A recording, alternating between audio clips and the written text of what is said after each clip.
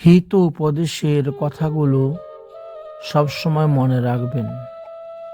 1 নম্বর, সস্তা জিনিসের খরিদ্দার বেশি।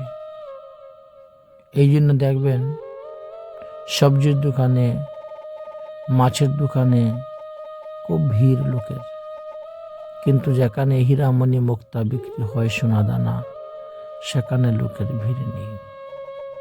দ্বিতীয়ত, মিথ্যাবাদীদের মুখে মধু বেশি। তারা হাসি মুখে কথা বলবে আর আপনাকে বিশ্বাস জমিয়ে আপনাকে ঠকিয়ে নিয়ে যাবে।